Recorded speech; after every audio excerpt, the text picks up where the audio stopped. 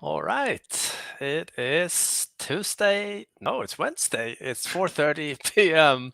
A little bit confused on time here, all right? So I'll explain it a bit. But it is Wednesday, 4:30 p.m., and it's office hours here on the ViaMonstra Academy. And as usual, this is where you learn about updates for MDT, ConfigMgr, Intune, you name it. And as always, we love questions. So that being said, let the show begin.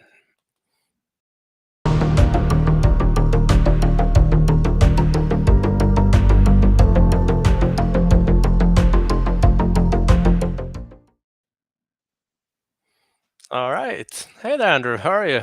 Hey, I'm doing well. Happy New Year. A Happy New Year indeed. To explain my on days, I'm still confused about what weekdays is. Primarily because it's been holidays, and the second is I'm actually sending broadcasting from Sweden today. On vacation visiting the family, so it's 11:30 p.m. On a Wednesday still. And for the first time ever, I'm broadcasting out of a makeup studio that I commandeered from my oldest daughter. She's a makeup artist, and I'm basically surrounded with makeup stuff. So I that's why I put on the the background image here from. I have no idea where it's from, but it was part of the studio package that we use. So anyhow, So a little different office space than you normally have, I would say. uh, just a little bit. Yours looks the same though, very traditional. I like it. Still, Yeah, that spirit going high.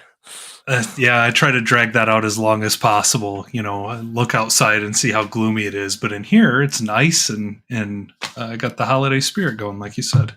Sounds good. All right. So what's up in our little world? Yeah, so starting to see everybody was ready to go this week. We get back to work this week and hit the ground running. So I got a few things that I came across. If you'd like to share my screen here for a Yes, few. sir. I should be able to do that. All right, looks good.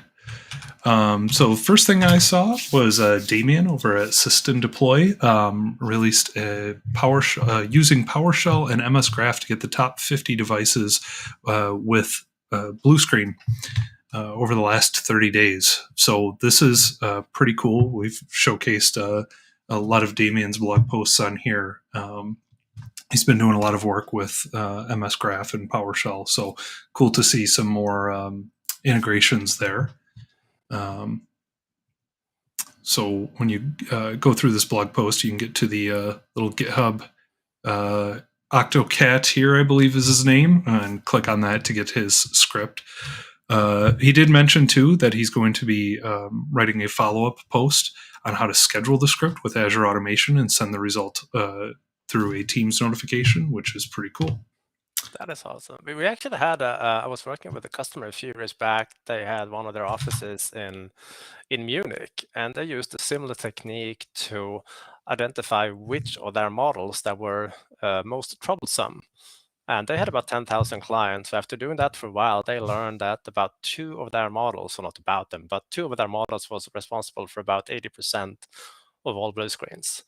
And when you get that kind of numbers back, it's kind of easy to realize, hey, you know what? It actually made some sense to put in some hours and try to figure out why these two model blue screens, because if we solve that, we just reduce the number of crashes with 80% in the entire environment, which is a pretty big deal. So yeah, I'd love to see stuff like this. This is useful. Yeah, absolutely. That's interesting.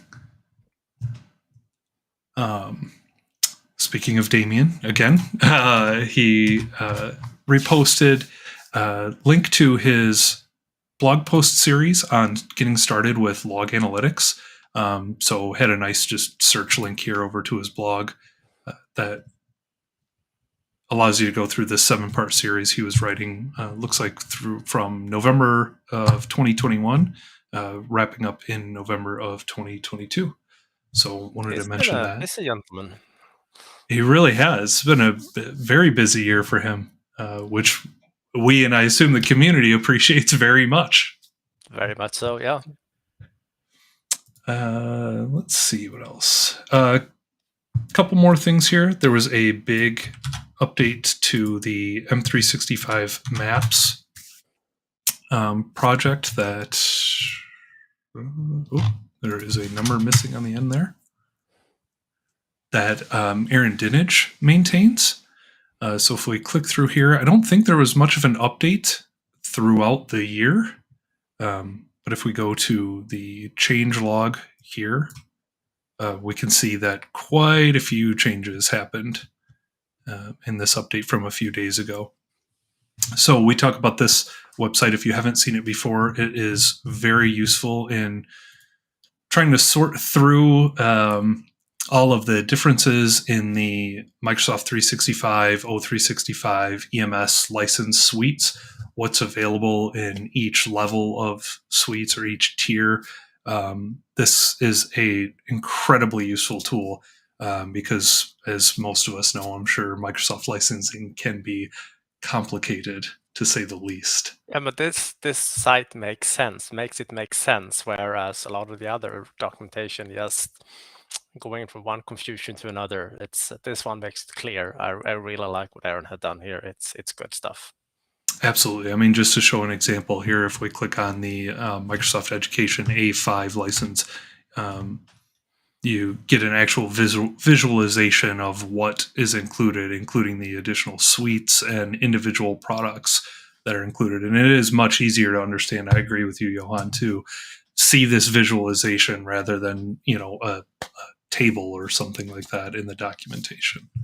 Yeah, and if Aaron's manager happens to be listening in, he should have a raise. Yeah, I completely agree. Last but certainly not least, I had a tweet that I came across from Jannik Reinhard. Looks like he has a tool that he introduced, system information and self-service tool, that looks pretty cool. Essentially, this is a little tool that your users could pop up. They'll see some information about their PC, such as the host name, serial number, model, things like that. Some just basic system information, IP addresses, very useful when helping users troubleshoot. And then if we scroll down here, there are a few actions that this tool makes easier for the user to run. So syncing applications, restarting the Intune management extension, collecting diagnostic logs.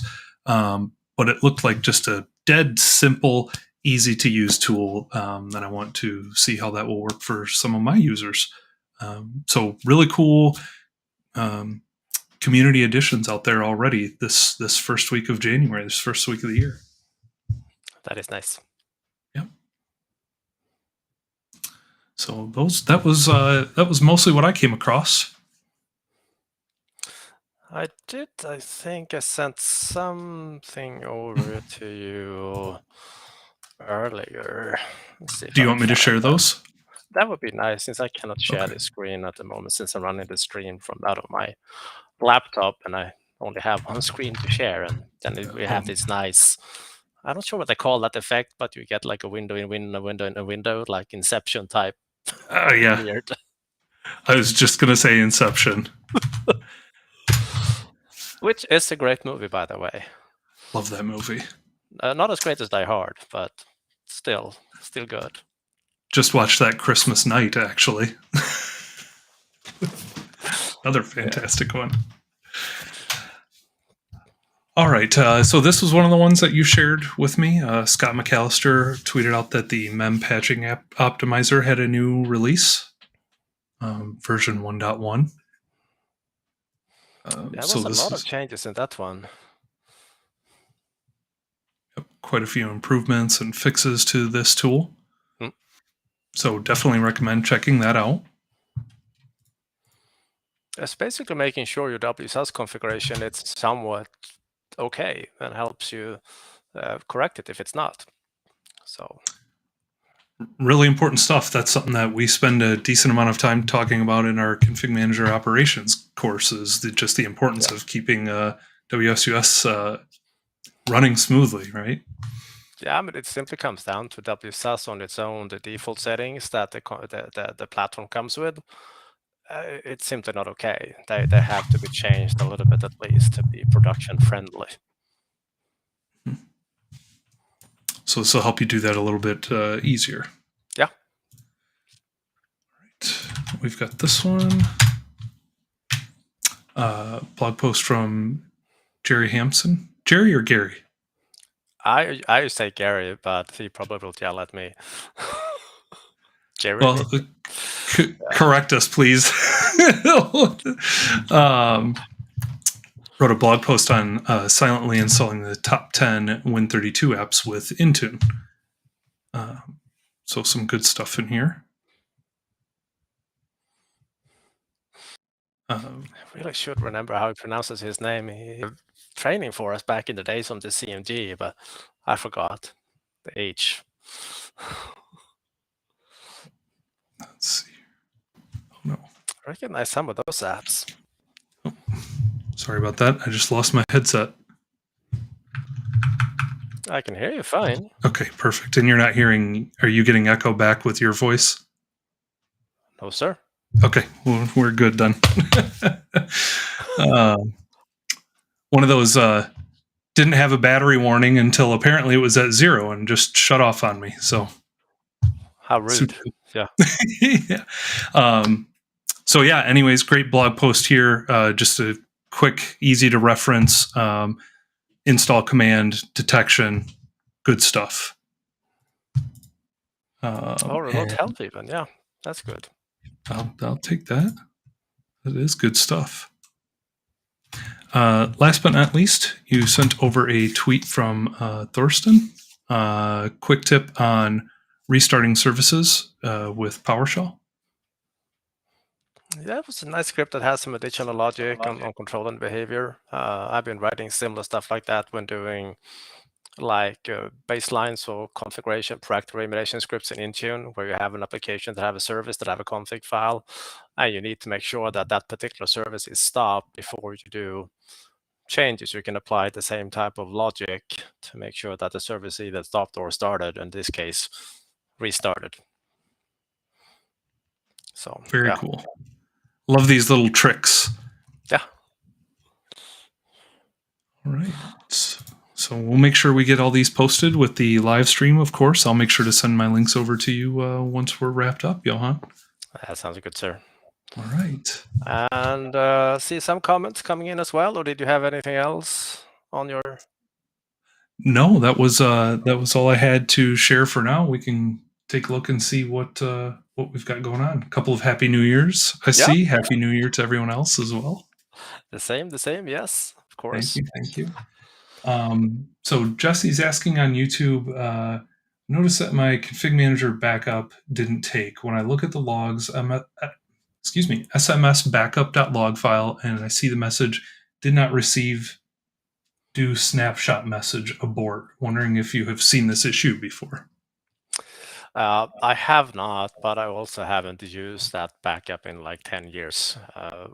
We do not recommend to use the built-in backup in ConfigMgr. It's not good. It's much better to use a real SQL backup that supports compression and that doesn't stop all the services in the ConfigMgr environment. Even though it's just for like 5-10 minutes, if you have stuff being distributed, say a large image, it's going to kill that distribution right away when the backup runs. And if you have a 100 gig database or a 500 gig database, guess what? You get a 500 gig backup. Whereas the compressed backup maybe be like a 20% of that, 30% of that. So there are some really good resources, among others from Steve Thompson.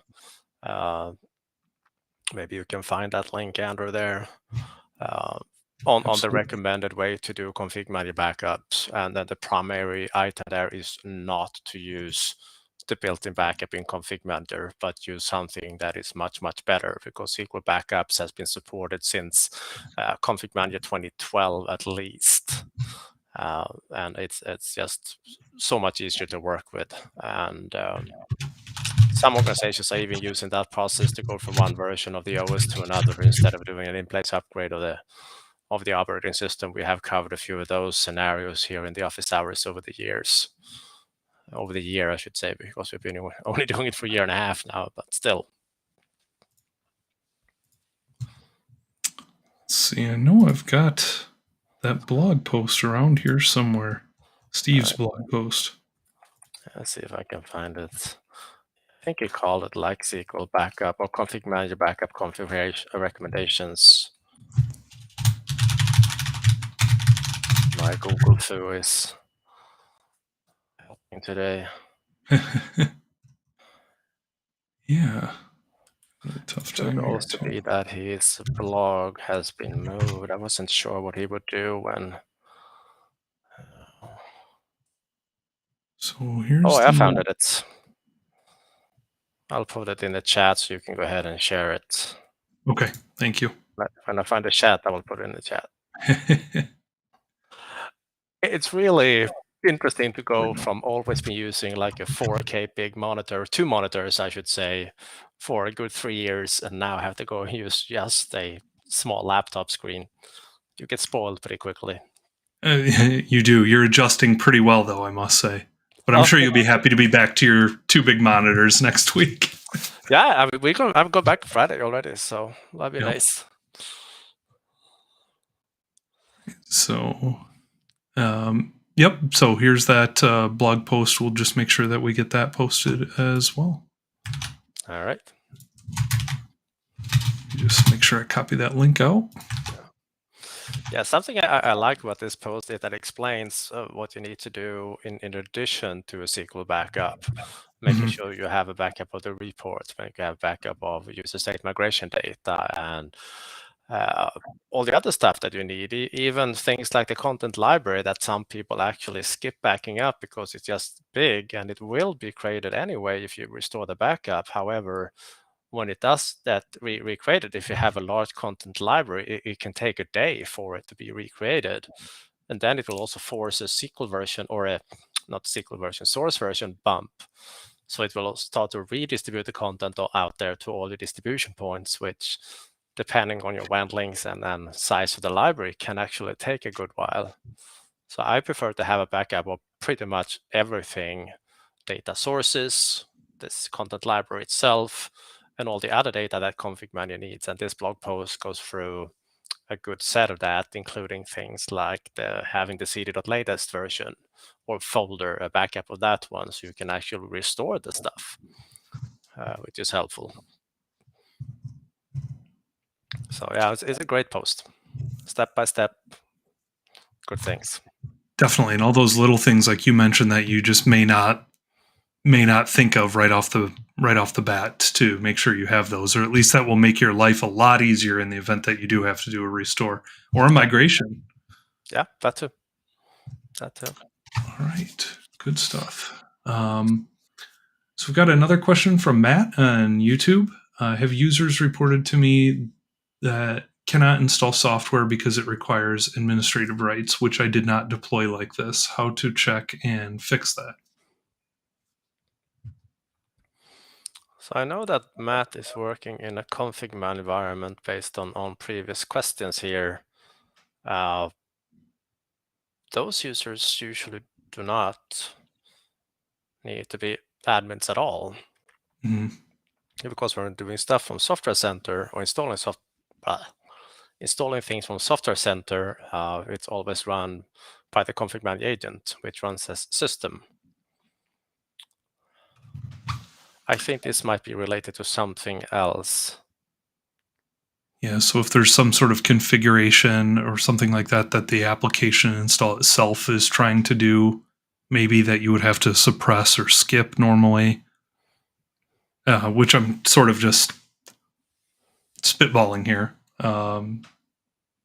I've seen weird things like that come up. Yeah, because there's no, like, when you do a deployment in ConfigMgr, there is no setting to say, hey, enforce that they are administrator. It will have to be up to the actual installer because it will kick off a system. But I have stumbled across installers that they, by default, they are not happy to run a system. They may need some tweaks to actually work that way. Even though it's very, very rare because ConfigMgr has been around for such a long time. May be rare, but we still do see interesting things happen. True. I wonder what they will do for the 30-year anniversary. It's coming up soon. So. Hopefully something exciting. Do like all these other places do. Maybe they'll release a Funko Pop of the configuration manager logo or the original SMS logo or the SMS disc. Maybe it'll be one of the jewel case with the CD in it. You never know. Yeah, I don't know. Or the floppy version. Yeah, even better. Just need to find a floppy reader or a floppy disk reader. All right, let's see what else.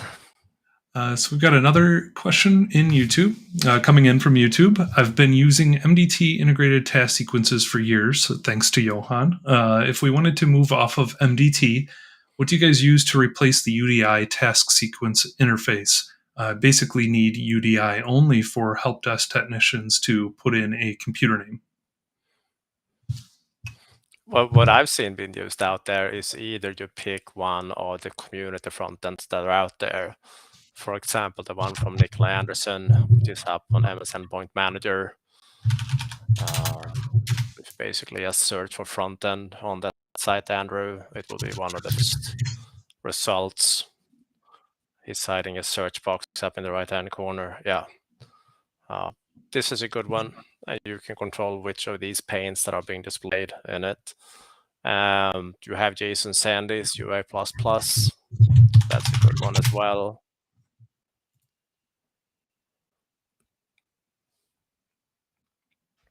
It's been around for a good decade. Also solid front end, multiple panes, and you can also toggle them on or off, or you can write your own front end. It's actually not terribly or put together a basic one in, say, the PowerShell front end or an HTA front end. These front ends are more advanced than developing something on like this on your own.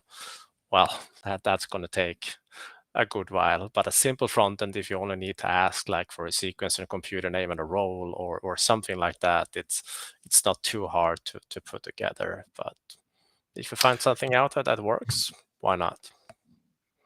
Yeah, and I know even if you don't need something like a fully implemented front end, I know you've shown me a trick before, Johan, with task sequence variable just to ask for a computer name, which is about as straightforward as you can get if you just need the computer name. Yeah, if it's just a variable or two, the built-in stuff in ConfigMgr, it's not terribly bad. It's just not as nice maybe as these are, but sometimes simple goes a long way. Keep things easy.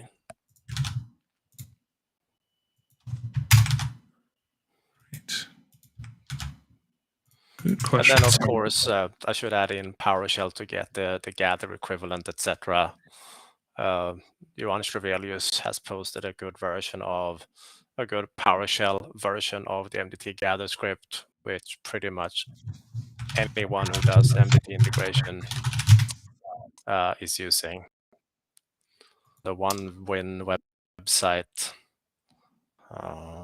That's a fork, I believe, from it. Oh, okay. So let's see. Yeah. So if you search for yeah, that's the one. This first one. If you search for Johan Strevelius, see if I can find it. He had there is like a script section there. Website. I just forgot the link. There we go. Found it? Yep. Oops, that's the direct download link. So. Oh yeah, it downloads as a zip file when you click it. Yep.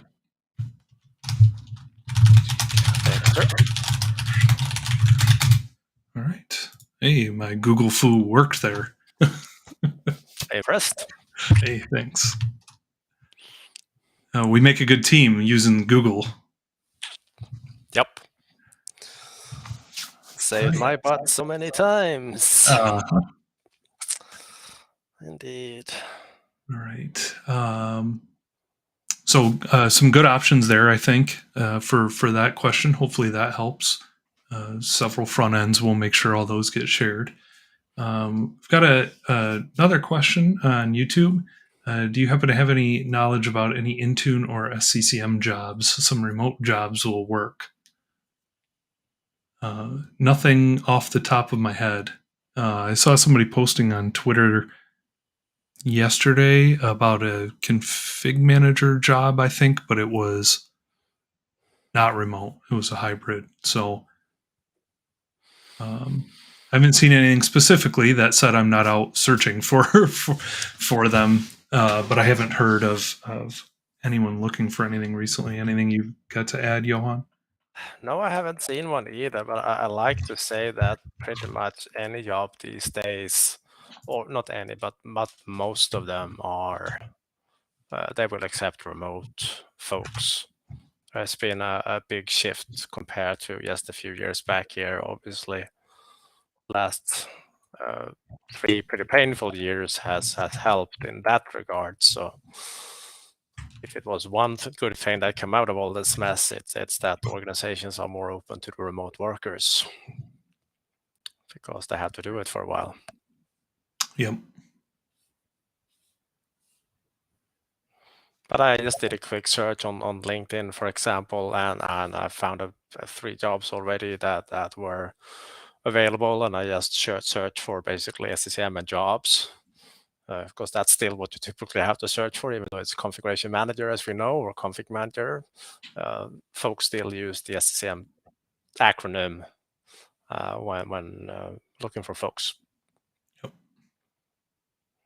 And I think you LinkedIn, as long as the job poster specifies, I think you can even filter on remote jobs these days. I think that was something new they added over the last few years. So that may help. Yeah, I mean, other big old like the Monster as other sites, I bet they still have stuff. And there you can set a filter for local or remote. I just did a quick search and I got like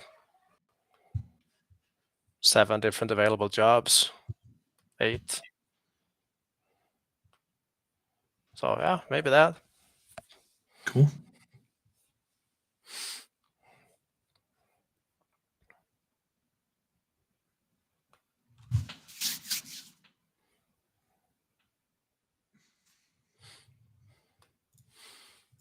And by all means, if anyone tuning in to the office hours, if you have an open position, let us know and we'll be happy to share that. Yeah. So yeah. Absolutely.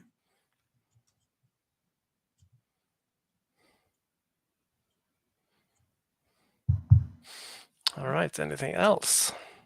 Not at the moment. Good question so far, though. Looks like we've got a whole 31 minutes left. Plenty of time for more. Oh yeah, New Year starting strong like that.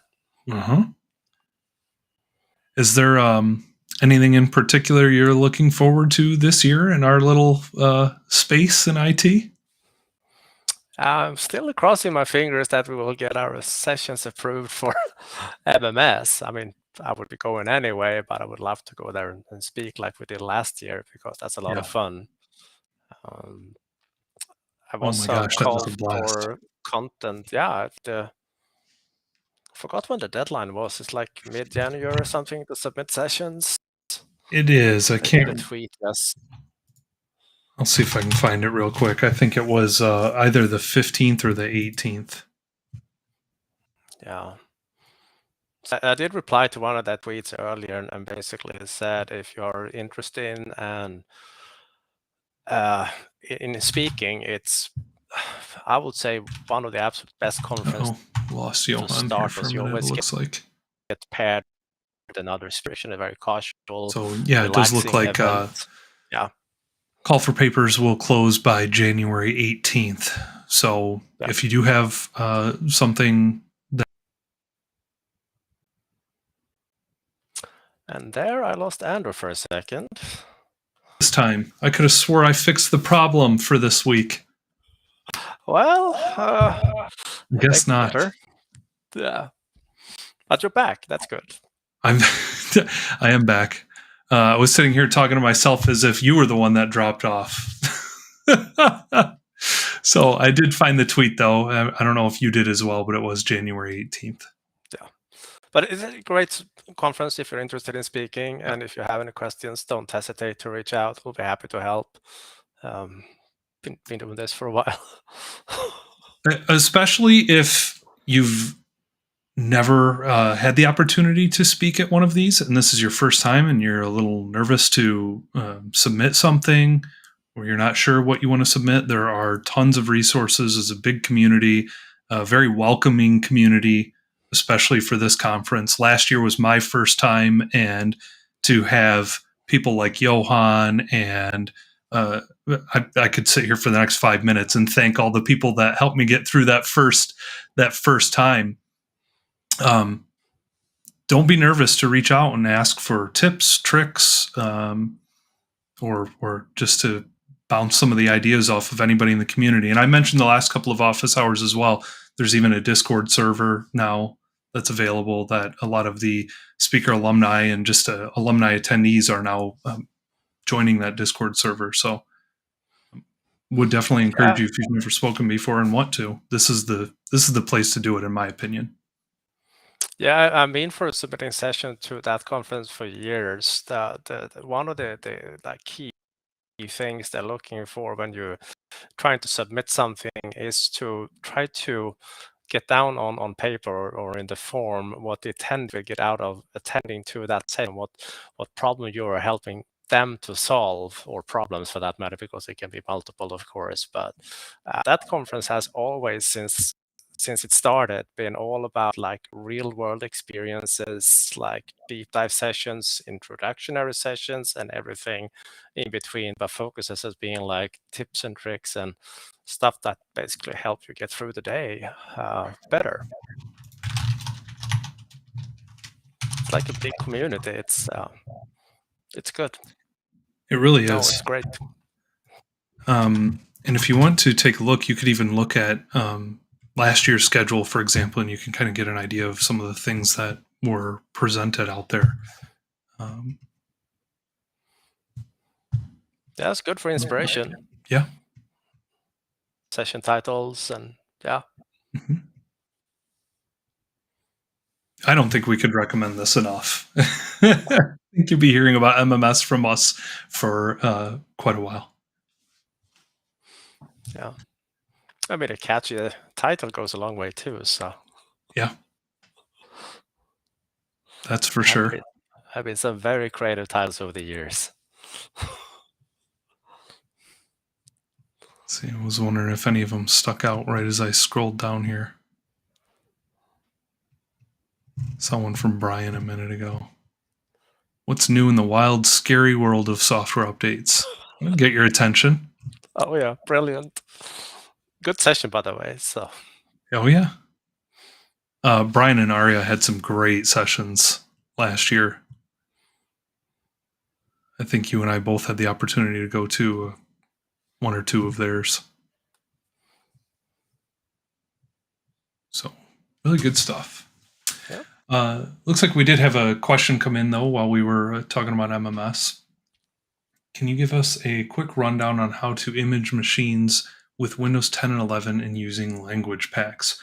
How to build one ISO with multiple languages and keyboard layouts? I've been fairly successful using, not fairly, I've been very successful using the Builder to prepare images that includes language packs, but I know that WimWich also supports it. I just haven't done much testing with it. So if you go to my blog, I think, and search for language pack, space. Oh, sorry. Too quick.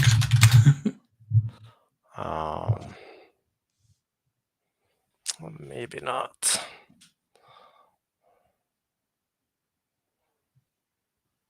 I did one back for 1903 or 1909 that is still valid. Using OSD Builder to create a multi-language Windows 10 image? That's the one. All right. That's the one. So simple things. The trickiest part is actually finding the media these days because they hide it on the volume license site. So you need to need to know what you're looking for.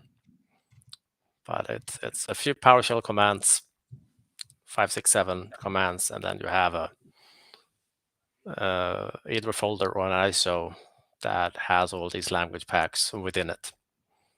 And the only thing you need to do at deployment time is select which one you want to be the default. And these days you can actually do that in the sequence itself, or you can have a script or an MDT integration script that sets that as a variable. Very straightforward. So I don't have much experience working with the language packs, but it was my understanding that at least in the past they could be quite complicated to deal with. Was that the actual install or the configuration of them after the fact? Or Pretty much both. But in August, and we shared this link a few times, Microsoft released a bunch of new PowerShell commands to simplify the installation and configuration of those. So basically doing it on the fly directly from Microsoft Update. That's also an option if you don't want to have it in your image. So you can see I can find that. Shared it a few times. Yep, I remember that.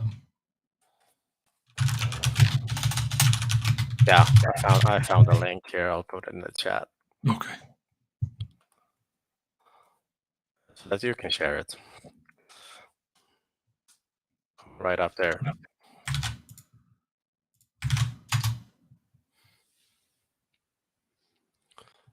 If you scroll down a little bit, you will see the commands to install the pack and then to set the default. It's just simple one-liner that you can add to your sequence, assuming the devices can reach Microsoft Update at that point. Otherwise, I prefer to have it in the image because it's very quick, because the image is already there anyway. And adding a language pack is maybe adding like 100 meg to it. This could be more useful if you need to add like 18 language packs instead of like 4. Okay. Oh, and this answered a question I was going to ask up here. This is Windows 10 20H2 and Windows 11. Yeah. So cool. I wasn't sure if that was a Windows 11 only thing. All right. Yeah, so hopefully those resources will get you going there to answer the question that came in.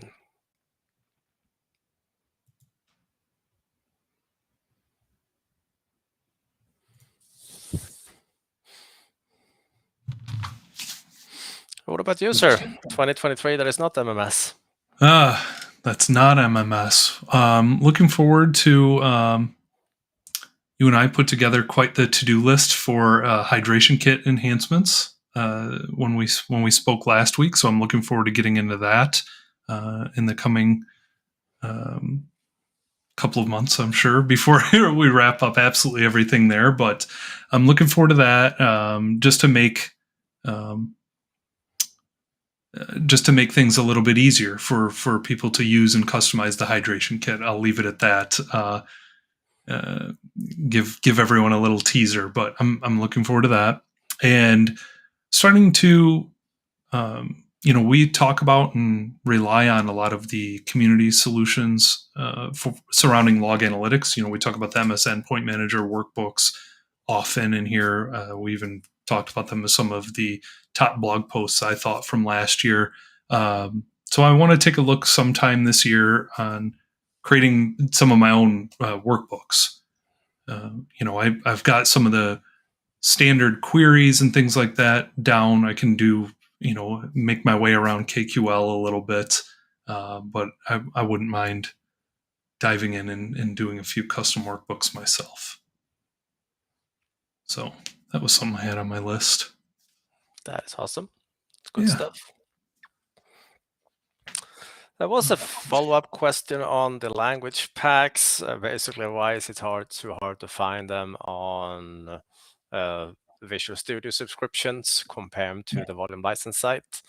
I don't know why that is. It's just that Microsoft has been notoriously not great in making them all available easily on the Visual Studio site, but they have been quite easy to find on the volume license site.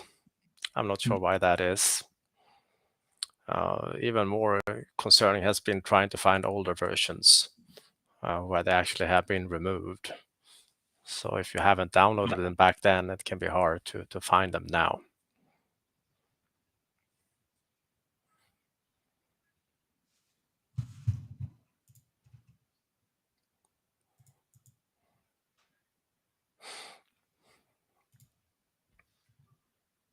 But I do have a meeting next week with one of the folks from the software update team. I'll be happy to ask. Good idea. Yeah. Use those connections for good, for the good of the community. Yeah.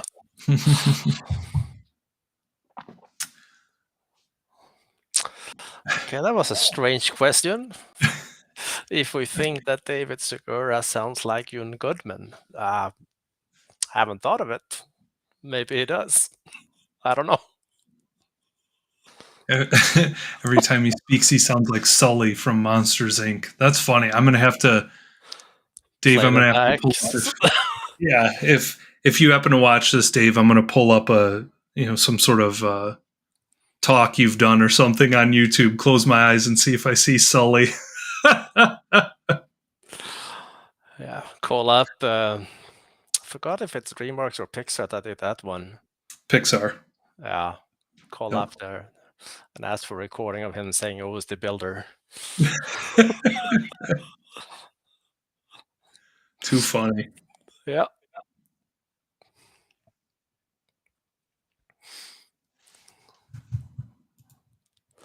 Any other questions? We still have a whopping 17 minutes available to us. Mm-hmm.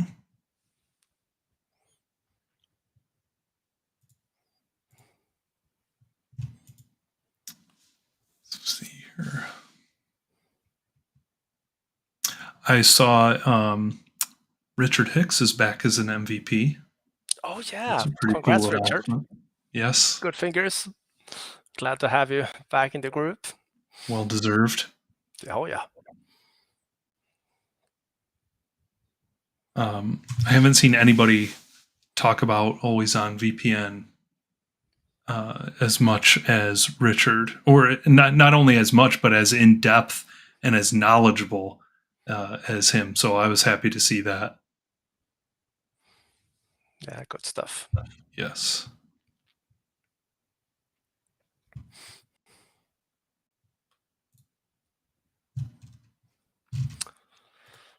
All right, I don't see anything else coming in at the moment. No, nothing that I have at the moment either. Yep, I agree with Dean's comment coming in. Richard Hicks is awesome. Yes, he is. Absolutely. All right, everyone. Thank you so much for joining our very first office hours for 2023. Only 51 to go. That's it. Hey, time's going to fly. We'll be at 51 before we know it, I'm sure. I bet, yeah. Andrew, 52. thank you so much for joining, and thank you everyone for listening. Bye for now. Thank you for staying up and running this with me today. I appreciate it. And everybody have a good rest of your week. All right. Thank you. Thanks.